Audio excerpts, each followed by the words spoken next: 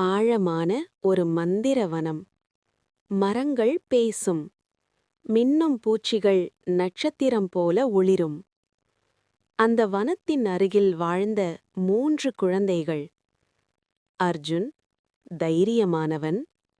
மாயா புத்திசாலி, கருணை மிகுந்தவள். கிரண் பயந்தாலும் கலகலப்பானவன். அவர்கள் அறியவில்லை, அந்த வனம் அவர்களை கவனித்துக் கொண்டிருந்தது. சாகசம் தொடங்குகிறது. ஒரு மாலை நேரம். மரங்களுக்கு நடுவே ஒரு தங்க ஒளி மிதந்தது. கிரண் பயந்து சொன்னான், டேய், வனத்துக்கு வைஃபை இல்லையே, அப்புறம் இந்த லைட் என்னடா? அந்த ஒளி மூவரையும் வனத்திற்குள் இழுத்தது. பின்னால் வனத்தின் வாசல் மூடப்பட்டது.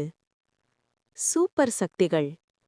அச்சானக அர்ஜுனின் கைகள் சிவப்பாக ஒளிர்ந்தது. மாயாவின் கண்கள் நீலமாக பிரகாசித்தது. கிரண் வானில் மிதந்தான்.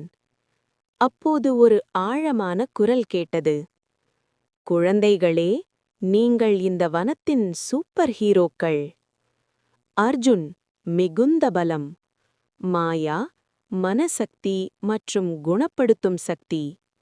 கிரண் பறக்கும் மற்றும் அதிவேகம்.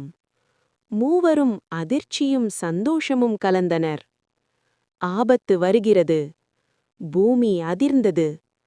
பெரிய நிழல் பாம்பு எழுந்தது. அதன் கண்கள் ஊதா நிறத்தில் எரிந்தது. அர்ஜுன் தாக்கினான். தூக்கி எறியப்பட்டான். மாயா முயன்றாள். பாம்பு சிரித்தது. கிரண் பயத்தில் உறைந்தான். எல்லாம் முடிந்தது போல இருந்தது. எதிர்பாராத திருப்பம். அப்போதே மாயா உணர்ந்தாள். அவள் சத்தமாக சொன்னாள், நம்மை இந்த வனம் சண்டை போட தேர்ந்தெடுக்கல, பாதுகாக்கத்தான் தேர்ந்தெடுத்தது. மூவரும் கைகளை பிடித்தனர். தாக்கவில்லை. தங்கள் சக்திகளை வனத்துக்கு கொடுத்தனர். மரங்கள் வலுவானது. பூக்கள் பாம்பை சுற்றியது. ஒளி வனத்தை நிரப்பியது. அந்த பாம்பு தீயதல்ல, அது வனத்தின் வலிதான். பாம்பு அமைதியாக மறைந்தது.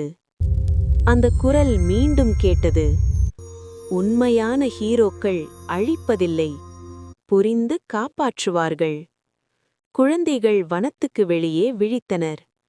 அவர்களிடம் சக்திகளில்லை. ஆனால் அர்ஜுனின் கையில் ஒளிரும் ஒரு இலை இருந்தது. அவர்கள் சிரித்தனர். ஏனெனில் சக்தி இல்லை என்றாலும் அவர்கள் ஹீரோக்கள்தான். குழந்தைகளுக்கான செய்தி. உண்மையான சூப்பர் பவர் = கருணை, ஒற்றுமை, இயற்கை பாதுகாப்பு.